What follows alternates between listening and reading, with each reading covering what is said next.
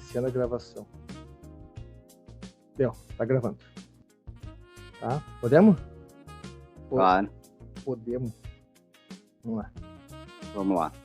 Começamos mais um Café com Gibi. Eu sou o Luciano Chaba e hoje aqui para falar dos maiores ícones dos quadrinhos temos Old Boy.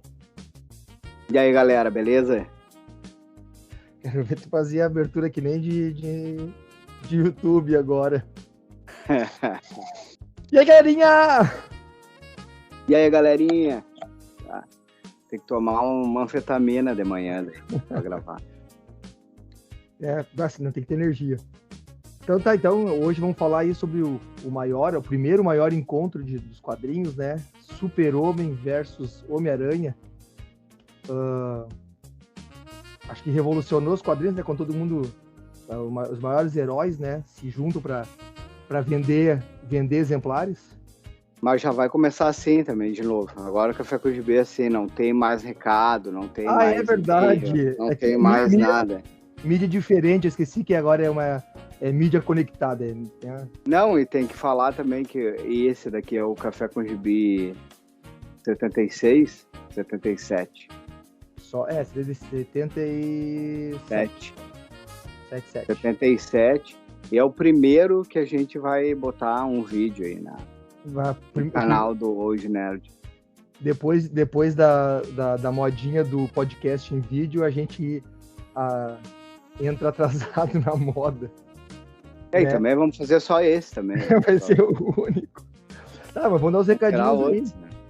Vamos dar os recadinhos para curte, compartilha, clica no sininho, como é que é as outras coisas? Deixa o comentário aqui embaixo. Dá um like, toca no sininho, se inscreve. Se inscreve aqui, vai aparecer. Depois eu vou botar as legendinhas. Não vou, provavelmente não. Acessa o último vídeo, onde é que é? Acessa o último vídeo aqui. Tem mais isso, né? Aqui. Acessa aqui, ó. Vai ter a câmera divertida. Não funciona. O único recado, na realidade, é o quê? Acessa o site lá, né? Old Nerd. Entra no Instagram, lá do Old Nerd, do Luciano Chaba. Procura o Twitter do Old Boy Oficial, que de novo tá à deriva. A página do Facebook, Old Nerd. O Twitter? É o Twitter do Old Boy Oficial, tá à deriva. Não tem mais agora. Não. Já foi de novo. Excluí. Não, agora eu excluí. Não tem, agora se procurar não tem mais. Dia 22, ele foi aberto dia 1º, dia 22 já foi encerrado os trabalhos. Não dura nada. Tirando isso... O Instagram do site. Né? O Instagram tá sempre nativa, né? Também tem 3 mexendo no Instagram, daí tem que estar sempre nativa, né? 3 não, eu não mexo. Tu também não mexe, o Lucas também não mexe. Quem é que mexe? Tem 3 hackers, então, invadindo lá. Eu já falei, dá pros parentes mais confiáveis e deixa eles publicando lá, deixa eles mexendo. Mas tirando isso, tá, vamos pro episódio, senão vai ficar muito longo e o vídeo de 3 minutos já vai ficar mais longo. Já terminou, né? O vídeo não é do canal, né? 5 minutos, acabou o podcast. Acabou. É isso aí, pessoal. Valeu, até a próxima. Vamos pro episódio. Tá, vamos falar então de Super-Homem versus Homem-Aranha, né? O encontro do século, né? Tu tá com os material que eu te mandei? Claro que sim. Tá tudo aqui na pauta. Não, porque, eu me lembro alguma coisa, né? De memória, assim, mas daí se tu tiver alguma coisa aí, daí tu vai me corrigindo aí também, pra falar. Ou vai ter coisa a mais a acrescentar, né? Pouca coisa. Tá, qual é que é o grande lance? Vamos falar então desse gibizinho, então, né? Que é o encontro Super-Homem e Homem-Aranha. Né? Que saiu aqui no Brasil, lá nos Estados Unidos foi em 75, né? 76. 76.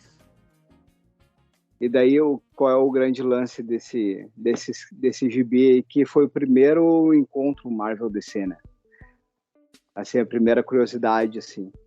Não tinha tido ainda encontros entre as editoras e foi uma negociação assim, que durou bastante tempo, até que eles conseguiram. Então, quando começou a fazer essa negociação, eu acho, pelo aquele livro lá do Sam Howell, a história secreta da Marvel, e começou com o Roy Thomas ainda, quando era editor-chefe, essa negociação com a DC. Então começou bem cedo, então, tipo, anos antes, então. Depois o Roy Thomas tinha já deixado de ser editor-chefe e tal, e quem tava era o Marvel Wolfman e o Len Wein, né? Que tava de editor-chefe. O Marvel que depois estava escrevendo, mas depois foi escrever Titãs, né? Ou já tava... Sim, não, depois ele foi escrever, saiu daí, foi escrever Titãs. Né? O Len Wein que também escreveu várias coisas, né?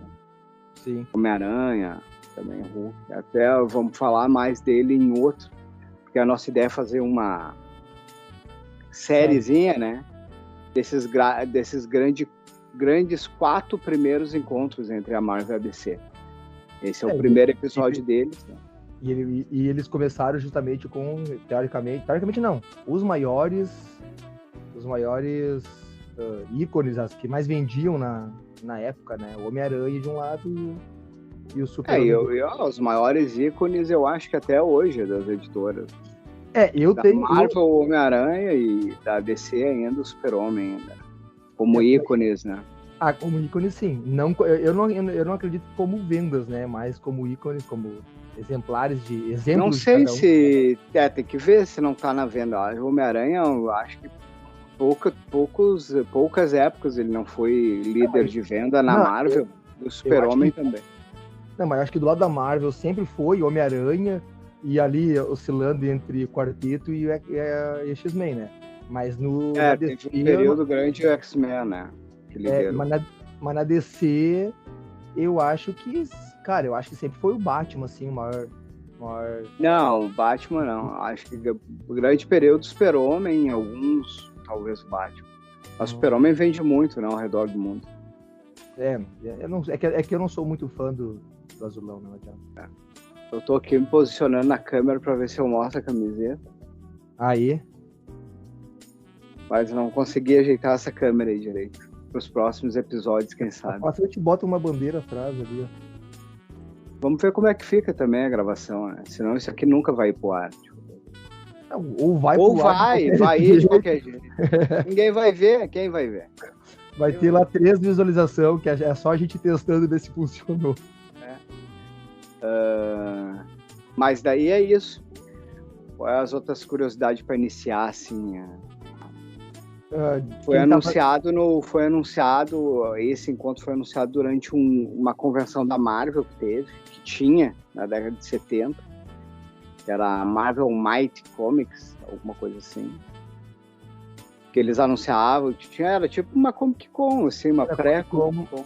Era mais parecida com a D23 da Disney do que a Comic Con em si, né? Então era um evento para mostrar coisas da Marvel, né? Isso, e foi assim o início dos grandes convenções de quadrinho, né, pelo menos, que a Marvel começou a fazer. Sim.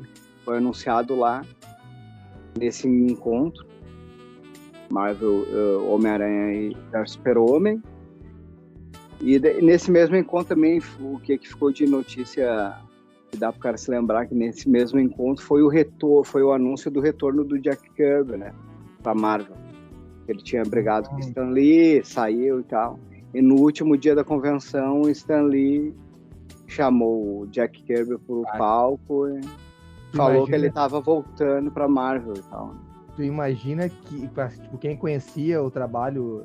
Imagina hoje a gente tendo um evento assim, o cara que brigaram, sei lá, numa cinematográfica da Marvel e alguma coisa assim, e aí o cara que é o comandante ali fala que ele tá voltando. Imagina só como é que ficou lá o pessoal, né? A gritaria que não deve ter sido.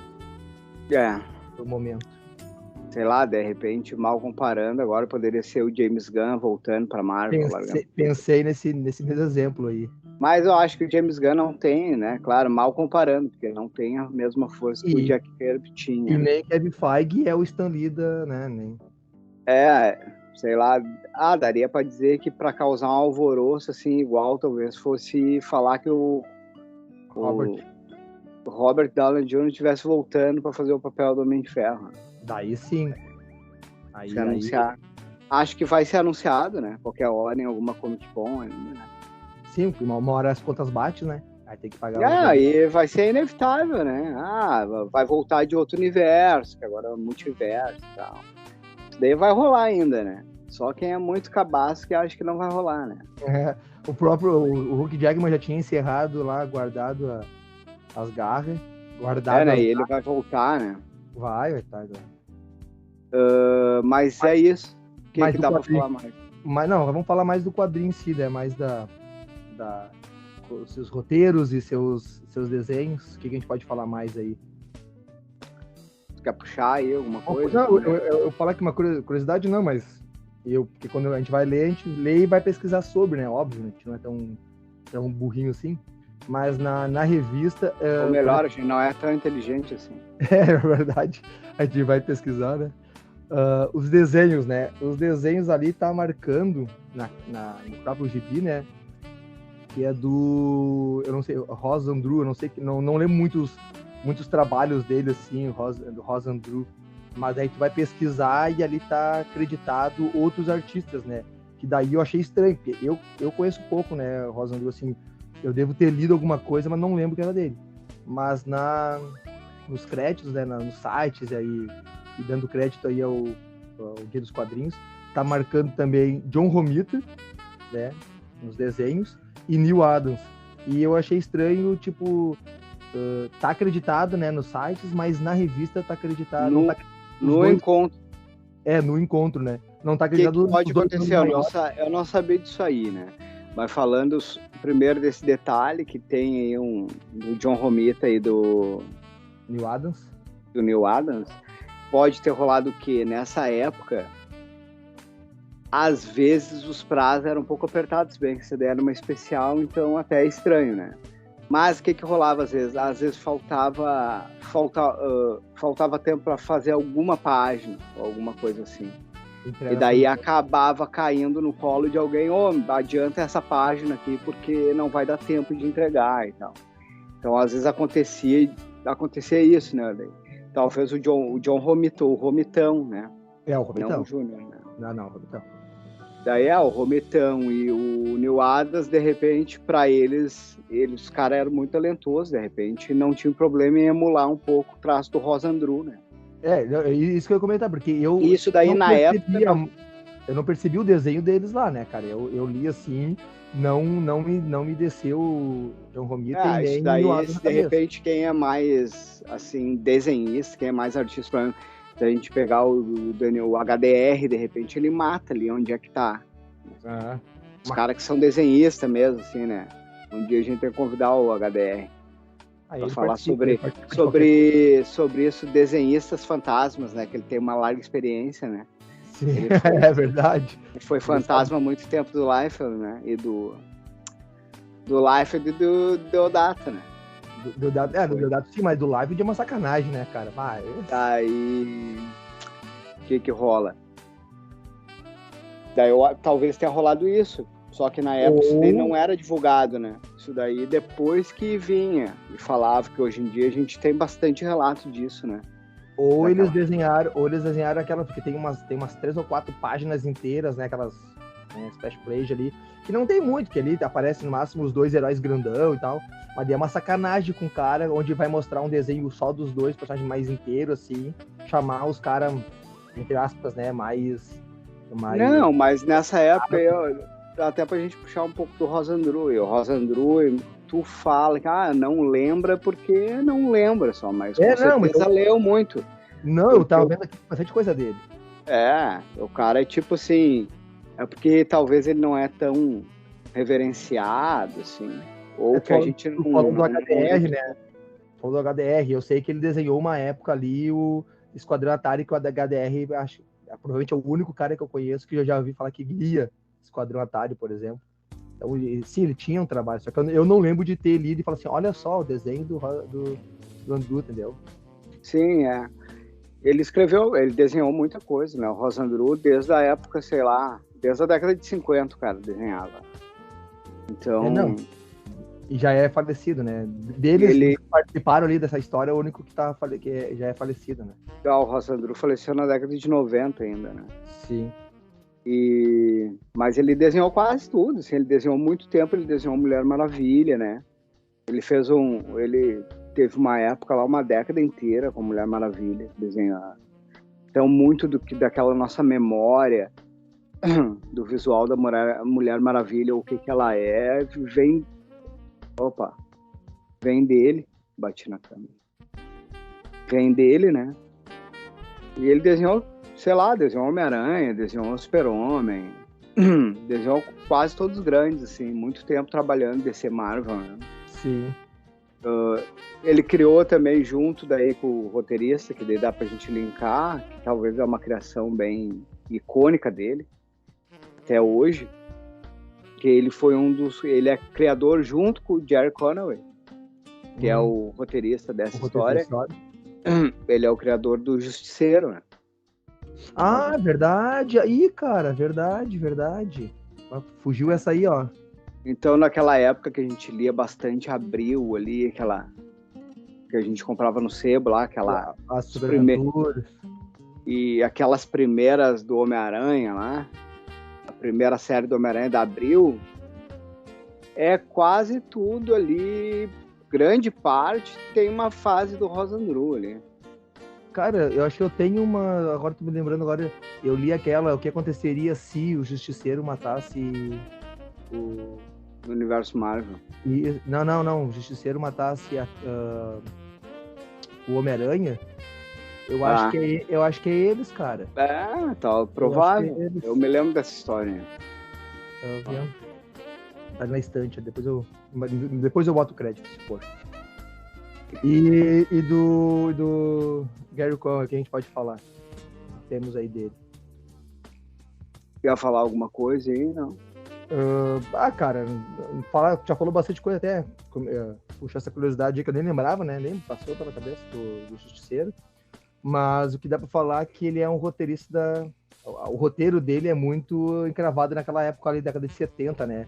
Que a gente já comentou em outros quadrinhos, que até um que a gente fez do Batman, né? Do Batman contra o Anarquista, que a gente comentou que aqueles roteiros daquela época ali pecavam no trato da ação, né? O roteiro falava o que o personagem estava pensando, o que o personagem estava fazendo, como se tivesse que explicar pro leitor a ação, né? Então, eu acho que tem essa característica muito marcante, que veio se perdendo ao longo dos anos, né? Hoje em dia o roteirista trabalha mais de contar a história do que justamente dizer o que o personagem está fazendo, né? Então, sim. É a marca da época, né? Mas toda hora o personagem tá detalhando exatamente aquilo que está fazendo a cada ponto. Então, mas é um ponto também que é mais dessa época, porque se tu pegar uns trabalhos dele mais de agora, porque eu acho que até 2000, a primeira década de 2000, o Gerry Conway estava escrevendo ainda algumas coisas. 2013 eu acho que ele estava escrevendo ainda. Escreveu alguma coisa de... Não lembro que ele escreveu X-Men? Não vou lembrar. Não me lembro agora o que é. Não me lembro o que é que ele escreveu ali. Mas aí, claro, já tinha perdido essa característica, né? Mas uma das curiosidades que o Gerry Conway ele era leitor ávido, assim, de quadrinhos, ele era fã desde novo, né? E desde novo ele já exercitava, assim, a escrita, fazendo roteiro e tal. Então ele começou a escrever roteiro já de quadrinho independente muito cedo. E, ele foi muito garoto prodígio porque com 17 anos ele já estava sendo publicado pela DC. Olha, isso é bom. Então o cara era muito moleque e já estava escrevendo, né? Daí eu acho que, sei lá, com 18 ou 19 anos, ele já assumiu o título do Homem-Aranha. Já. Putz, imagina só o cara fã... Piá, né? 18 anos, Piá tá sendo cabeça já. Eu acho que tem uma história dele que ele mandou alguma história pra descer com 14 anos, assim. E os caras publicaram e tal, se eu não me engano. E daí os caras ficaram, pô, mas quem é esse cara, né, que tá escrevendo e tal. Daí foram ver, ele era um moleque, né, de 14, 15 anos, e já tava escrevendo, já. Daí ele ficou, o Jerry Conway, assim, ficou também, que nem meio o Rosandru, assim, ele foi parceiro do Rosandru bastante tempo. Mas ele é um cara que escreveu muita coisa durante muito tempo, né? Ele escreveu Homem-Aranha durante bons anos, né? Ele escreveu, é a época que tem também, que a gente pegou de histórias clássicas do Homem-Aranha, que nem tipo a morte da Gwen Stacy. É dele, né? É da época dele. Foi onde é um marco nos quadrinhos, né? Escreveu quase de tudo, ele escreveu, assim, na Marvel e na DC também. Eu ia falar, na DC também, mas ele na DC acho que ele pegou personagens mais, sei lá, secundários, né? Eu lembro de ter lido que ele escreveu quadrinhos com... Não, ele pegou a Liga da Justiça, óbvio, mas ele escreveu também coisas do Nuclear, da Poderosa, então ele passou em... Do Nuclear, ele é criador do Nuclear também. Ah, por isso que tava... Porque eu tinha lido que ele tinha... Eu não cheguei a ler nada dele do Nuclear, mas eu sei que ele escreveu o Nuclear, então... Ele escreveu ele criou e escreveu o Nuclear durante os primeiros anos do Nuclear, ali foi todo ele, assim. Por isso? Mas aí eu acho que nessa época ele também devia escrever alguma outra coisa ali. Liga da Justiça... Se bem que é nessa época ali... Era o outro cabeça lá que escrevia, né? O Jerry Maguire lá. O Giffen, né? O Giffen. Acho que sim, nessa época. Não. Era assim, pode ser. 70 e pouquinho. Maguire, né? Giffen e DeMatteis, né? Nessa época pode ter sido, né? DeMatteis escrevia. Nessa época, Liga da Justiça também. Também. Eu não sei, talvez ele não escrevesse, mas talvez escrevesse outras coisas. Mas eu não me lembro agora de cabeça e não vou abrir para pesquisar aqui agora. Alguém pesquisa depois. E se alguém quiser pesquisar só para tirar uma dúvida, como ele estava escrevendo, né, nessa época ele estava na DC. Ele foi chamado para fazer, isso é uma dúvida minha, ele foi chamado para fazer Super-Homem versus Homem-Aranha, porque ele já vinha escrevendo Super-Homem, porque uma época ele escreveu Super-Homem. Ele já vinha escrevendo Super-Homem e só deu continuidade? Ou ele foi chamado para fazer Super-Homem logo depois desse? Não, porque daí dessa época ainda ele tava na Marvel, ele escrevia Homem-Aranha. Ele escrevia Homem-Aranha nessa época? Eu achava que ele tava escrevendo Super-Homem nessa época. Não, ele escreveu Homem-Aranha. Tanto é que daí, até agora tu me lembrou, agora. Ele escreveu Homem-Aranha, ele era o titular do Homem-Aranha, que foi a época aí da morte da Gwen Stacy e tal. É tudo nessa época aí, né? Ele ficou uns bons anos escrevendo Homem-Aranha, não sei, uns 5 anos, talvez. E o que rolou foi o seguinte, daí é que também o Len Wein deixou de ser editor-chefe. Porque daí rolou uma treta, porque o Len Wein não queria que tirassem ele da mensal do Homem-Aranha pra fazer esse especial. E daí o Len Wein brigou lá com o CEO da Marvel da época, não me lembro quem que era. Agora, né? Saiu no tapa lá, quase disse que no meio da reunião os caras tiveram que segurar o Len Wein, o Marvel Wolfman segurou ele até. Diz que nerd não briga, pô. Porque diz que o cara foi desaforado com ele, tipo assim, como é que tu tirou o Conway da mensal do Homem-Aranha e não me perguntou nada e tal. E daí ele pegou e o cara meteu eu que mando aqui e tal. E eu faço o que eu quero, não te mete. E daí diz que ia pular no pescoço do cara e o Marvel Wolfman grudou ele, daí segurou e tal. Daí foi quando o Len Wein deixou de ser editor-chefe. Daí o Len Wein não saiu da Marvel, mas daí deixou de ser editor-chefe, foi só escrever daí. Virou editor de algumas que ele escrevia. Daí eu não me lembro qual que ele assumiu daí. Não sei se foi o Hulk ou qual que ele assumiu. E daí ele editava só as que ele escrevia. Daí ele cuidava, assim, né? Uma época a Marvel fez isso, né? Pegou uns autores foda e botou o cara lá pra escrever e editar a própria revista, né? Isso. Não funcionou muito tempo. Porque Porque cada um faz o que quer Mas também. isso daí é um assunto para outros programas também, que dá pra gente fazer sobre só essa parte editorial da Marvel, das trocas editorial, por que acontecia. Ia ser interessante fazer. E fazer um programa só dos autores ali da década de 70, ali, o grupinho psicodélico, né? O grupo do cogumelo da Marvel ali. A gente já falou outras vezes que para fazer a gente já acaba não fazendo. Mas tá, daí continuando aí com o Gibi, que já estamos aí estourando o tempo. Vamos falar Era para ser um programa curto. E já esticamos. Não, só para lembrar quem também é o arte finalista é o... Ah, meu Deus do céu. Como é que é o dele? Vou compartilhar a tela aqui. Pior que agora conseguimos, né? Agora tá funcionando a tela do compartilhamento aí. Vocês estão vendo a capa do quadrinho. Não sei se estão vendo a gente aí, mas o que importa é o quadrinho. Não sei se eu tô aparecendo também, mas vamos aqui. Demoremos um pouco para conseguir entender como é que compartilhava a imagem. Os velhos querem fazer podcast com vídeo, é isso que dá. Ó. Mas vamos aqui, a gente tava falando dos autores, né? Daí quem que é o Dick Giordano, o arte finalista, né? Isso. E as cores é da Cleusa. A Cleusa. Tem uma música do Pé da Letícia que fala da Cleusa. Mas o que eu ia dizer? Não, tá falando sobre o Dick Giordano, né? Provavelmente, assim como os desenhos, né? Que eu comentei, porque eu tenho certeza que eu vi, né? Os créditos. Mas a arte final não ficou só por conta dele, porque isso dá pra perceber que tem algumas páginas que tá, sei lá, mais poluída, a arte final não tá tão com tanto esmero, né? Dá pra ver algumas... mas daí também às vezes não... Talvez... É só a daí pressa. Não é, por causa daí também aqui o processo de colorização dessa época que podia influenciar alguma coisa. Provavelmente. E dependendo da pressa do cara também. Sim, tem mais isso, né? Mas só pra falar aí que o Dick Giordano também é arte finalista bem icônico aí dos quadrinhos, né? Sim. O cara, sei lá, fez muita coisa também.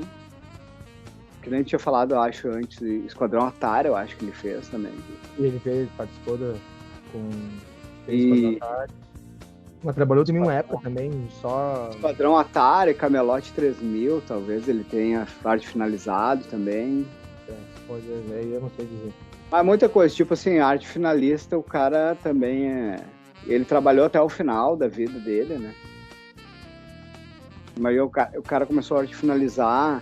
Ele fez alguns desenhos, foi desenhista algumas também, mas o trabalho dele de arte finalista é mais conhecido, assim, ele era mais conhecido, né?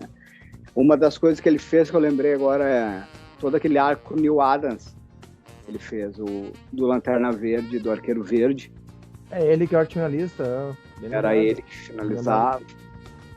Enquanto o Neil Adams estava no Batman, eu acho que a maior parte foi ele também que finalizou.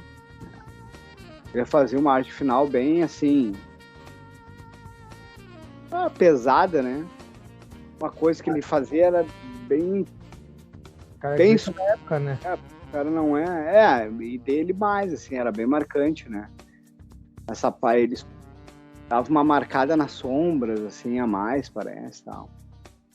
Talvez por isso que tenha ficado marcado também aquela arte do Neil Adams ali com Batman. Tem grande parte também, assim, foi ele, né? Nesse próprio quadrinho tem ali, logo no começo ali aparece alguma coisa do Homem-Aranha, também tá bem assim, bem marcadas os traços e a sombra. Como eu falei, mais pesada. Depende, por isso que eu achei mais poluído também, mas de repente foi isso. E essa edição aqui? O que isso aqui era? Abril? Ou era Ebal? Já era Abril, 85, 86, né? Não? Quando é que foi? 88? Foi bem antes. Foi bem antes aqui?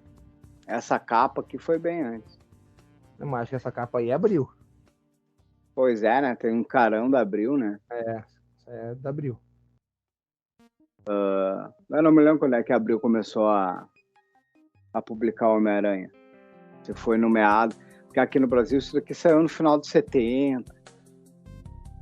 Mas final de 70 77, já? 78, talvez. Logo em seguida, porque lá saiu... Aqui não tem, né? Nos Estados Unidos, 76. Aqui é o original. 76, né?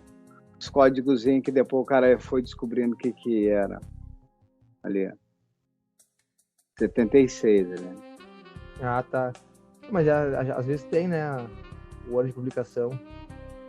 Da Abril também, ou da... que não vai aparecer. Tá. Mas aí, Chaba, vamos falar um pouquinho da história aí pra... A história. Também é bem curtinho, né? Então não bem curtinho muito. E clichêzona, né? Clichêzona. Achei a união ali, por coincidência, de Lex Luthor e Octavius, né? O Dr. Octopus, que os dois foram presos, coincidentemente na mesma cadeia, e aí aquela união deles improvável, né? Sem muita explicação. Aqui eu vou ir passando as páginas aqui. É o robozão do Lex Luthor aqui. Muito explicativo, né? E meio caricato do Lex Luthor, aquele clássico uniforme do Lex Luthor da Super Amigos, né? Pois o Lex Luthor, agora falando do Lex Luthor, né? Eu queria que esse cara, o vilão, voltasse a ser assim. Assim? Tá, mas quase foi, né? Quase foi, né? No cinema, pelo menos, né? O Lex Luthor afetado, meio caricato. O Lex Luthor meio cientista maluco, né? Cientista maluco. Ao longo dos anos, bem, era de prata, assim, ele era, né? Sim, ele é... Aí aqui ainda tinha essas características. Depois ele foi virando o empresário e tal, né? Aí ele... O Octavius ali tá mais no cerne dele, né? O vilão que rouba para adquirir fortuna e construir algum equipamento científico e tal. E, como eu falei, a união deles, e aí, posteriormente, o plano maligno, também não faz sentido nenhum também, né? Dos dois vilões, e eles querem, ao mesmo tempo, vencer os seus arqui-inimigos, né? Super-Homem e Homem-Aranha, ao mesmo tempo que eles querem extorquir o mundo aí, contra tudo isso. Não. Muito engraçado essa parte, mas depois eu vou chegar lá no final, lá, daí a gente consegue ver. Uma das coisas que dá pro cara anotar, assim, é que a história bem que a gente tava falando, década de 70, bem marcada, né? Bem um roteiro simples, né? Nada muito... Às vezes alguma coisa malucada. E resoluções sem sentido. Super rápido. E uns planos também meio malucos, assim, tipo... Mas daí é que faz sentido mesmo, que o vilão era maluco nessa época. Sim. O Dr. Octopus e o Lex Luthor eram completamente maluco, então até que faz sentido. Eu acho engraçado aqui que nem aqui que o Super-Homem chega num submarino lá, base aquática do Lex Luthor. Por um tubo? Não, e... tá. As armadilhas, né? Tá um laser ali pra tentar pegar o Super-Homem e tal. Ele corre em vez de voar e...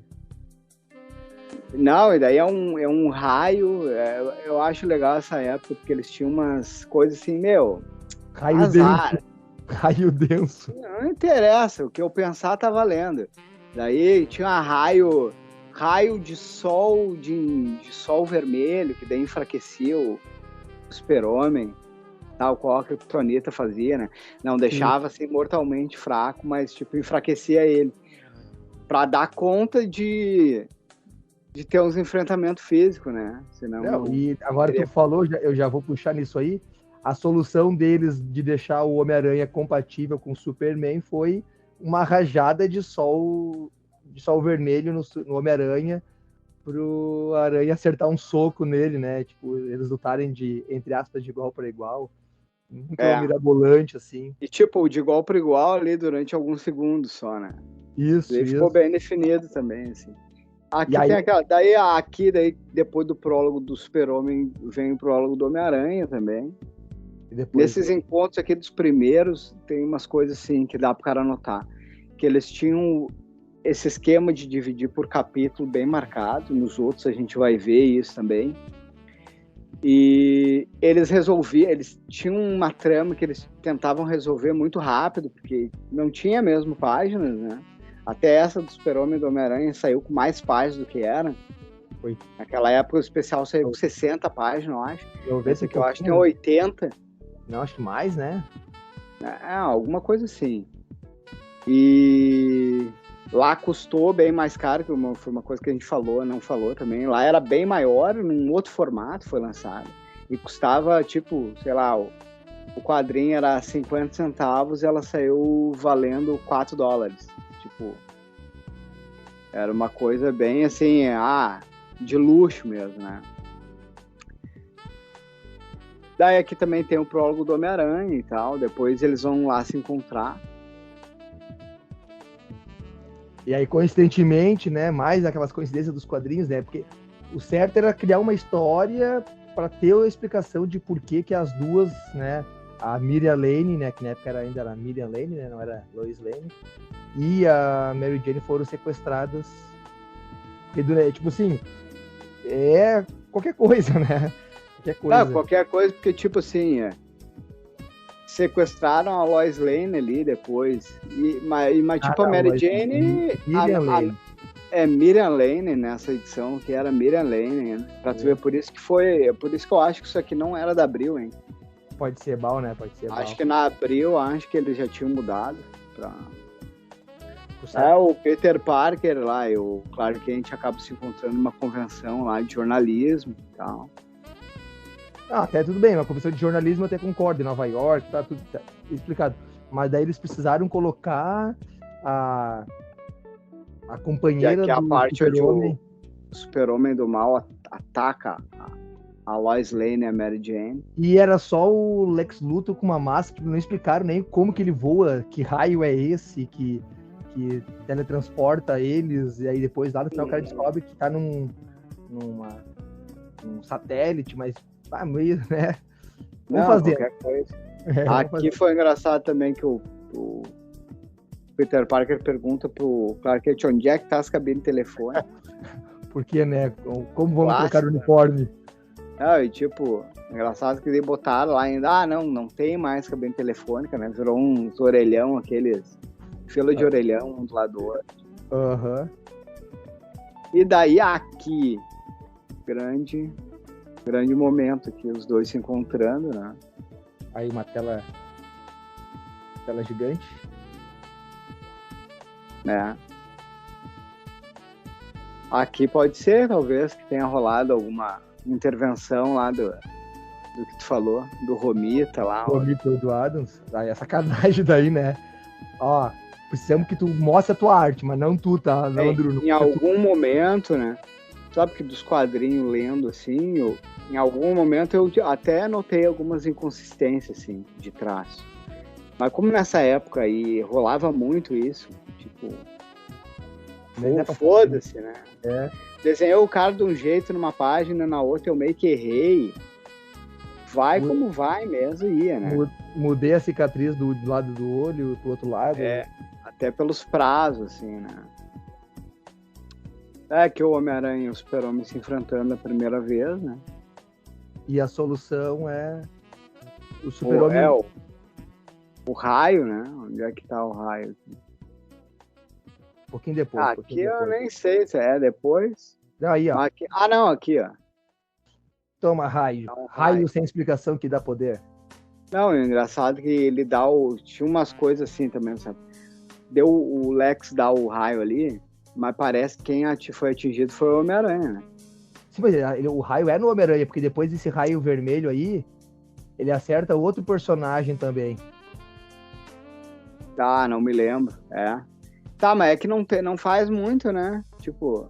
É que o raio da força, né? Porque é só por isso que o Super-Homem consegue dar ali porrada. Mas o Super-Homem tá no... O Homem-Aranha tá na... O Super-Homem ganha poder da estrela amarela. Então raio... seria como se os humanos ganhassem da estrela vermelha. Isso aí. Boa.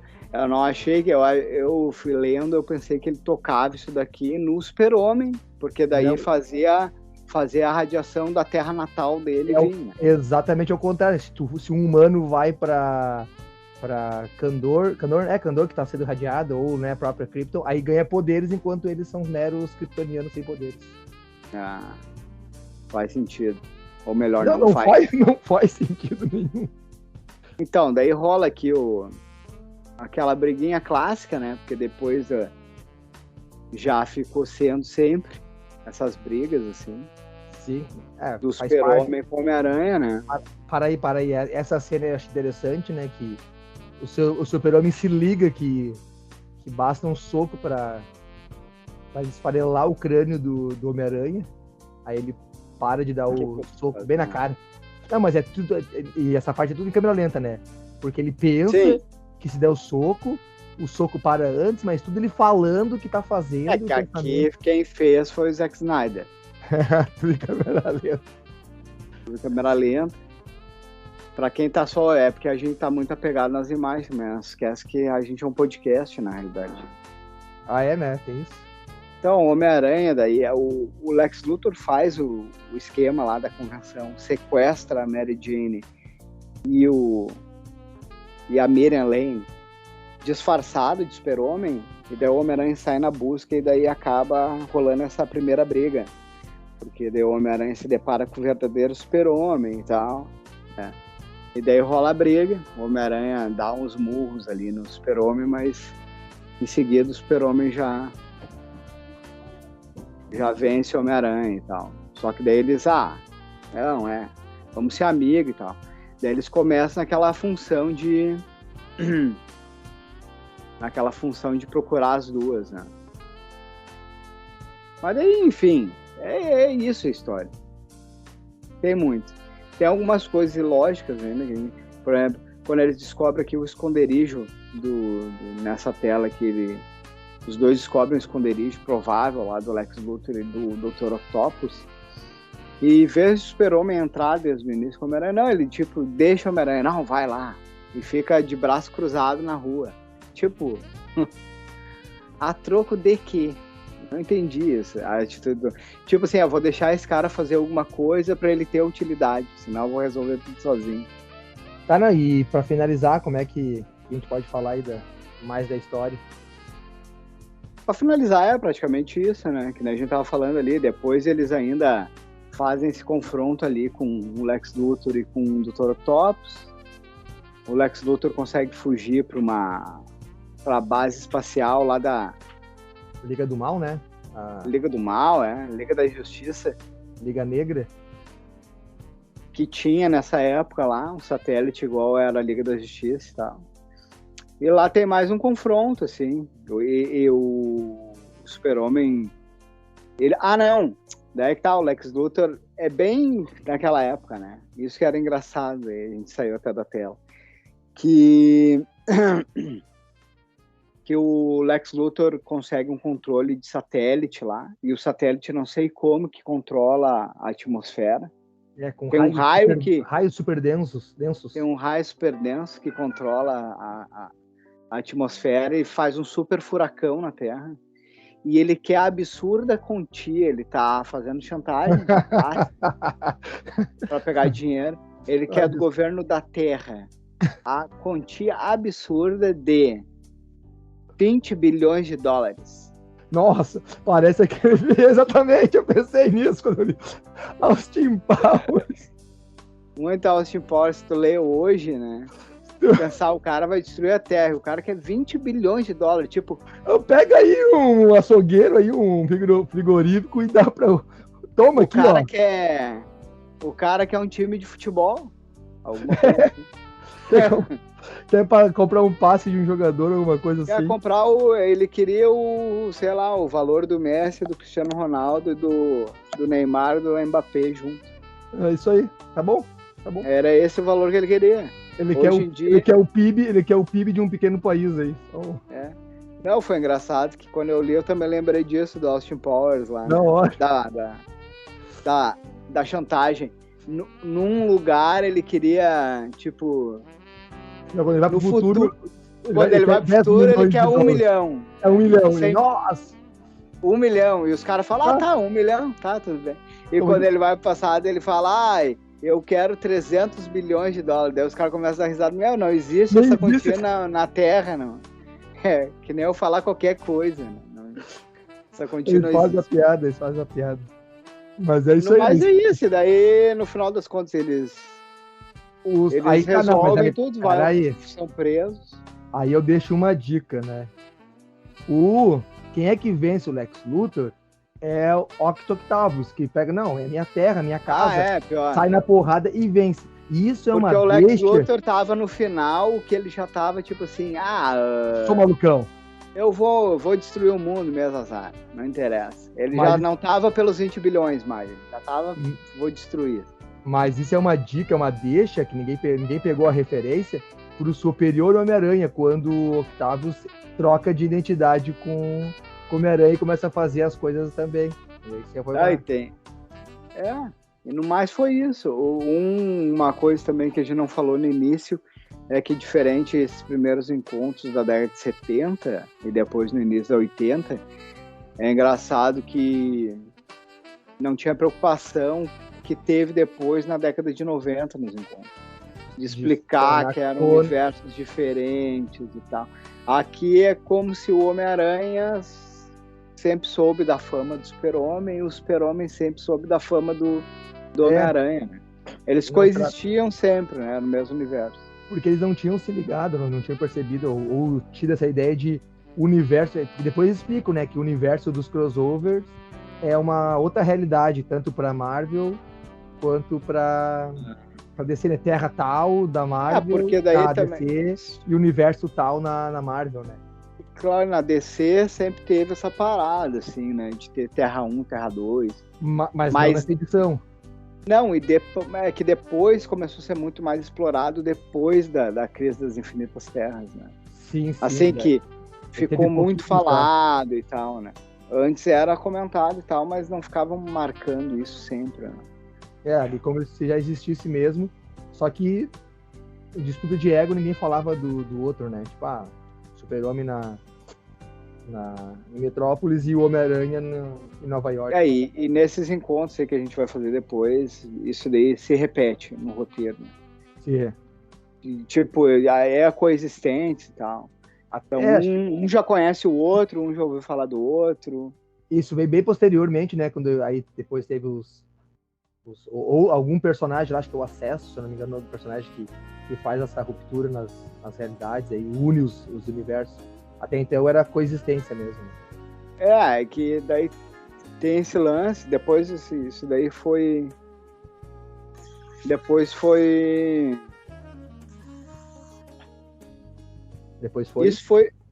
Isso daí foi pego depois de novo, assim, tipo, teve outros encontros depois da década de 90 ali, depois daqueles primeiros encontros que fazia que eram duas realidades diferentes, como o do Batman e do Capitão América e tal, o do Demolidor e do Batman, é como se eles coexistissem, assim, eles não tratam de como se fossem universos diferentes. Que pra mim faz mais sentido, até, se tu não quer ficar batendo na tecla do universos diferentes que vão entrar em conflito.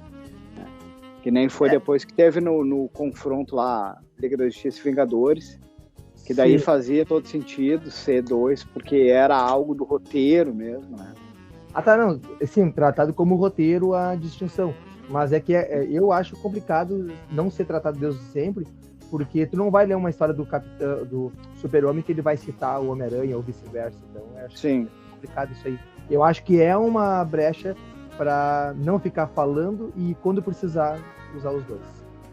E agora, para encerrar aí, com o James Gunn assumindo a DC, mais aproximado da Marvel, podemos esperar talvez um encontro Marvel e o Homem-Aranha do Tom Holland com o Super-Homem, Superboy do James Gunn, que vai ser tipo um Superboy.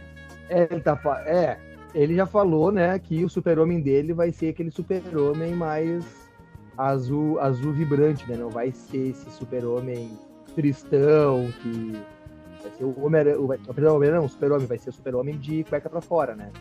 Sim. Então, pode ser que tenha esse imagina que legal, esse encontro clichêzão a lá década de 70, imagina?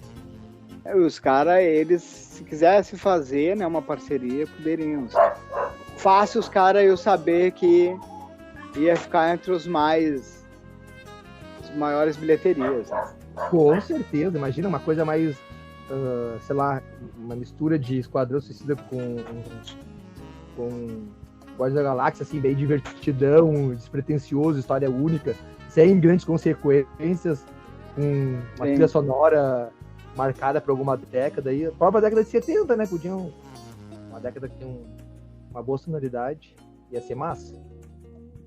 É isso aí. Então é isso, Chaba. Eu estou satisfeito. Tô pronto, pode vir me limpar, mamãe. E aí, como é que foi a experiência da primeira gravação, hein? Vamos repetir? Acho que não. Provavelmente não, sabe por quê? Dá trabalho. Dá trabalho, ficar ligando câmera. A gente gosta de botar camisa. A gente gosta de gravar. A gente gosta de gravar de cueca. A pior parte vai no banheiro, botar uma camisa. Exatamente. E outra, essa coisa de ficar compartilhando tela e daí volta e não vem, e trava. Muito trabalho. A gente faz podcast por quê? Porque não dá trabalho. A gente grava e... A gente nem edita mais agora, só bota o fundo. O último foi bonito. O último começou do play da gravação, não teve corte pra nada, não teve erro, foi não final. Teve nada. Só musiquinha. Foi do jeito que tava. Só musiquinha. Freestyle total agora. Chega de ficar passando trabalho. Programa de rádio. Quem quiser editar, o Lucas, no caso, que edite. Eu não vou editar mais. Eu só gravo e publico.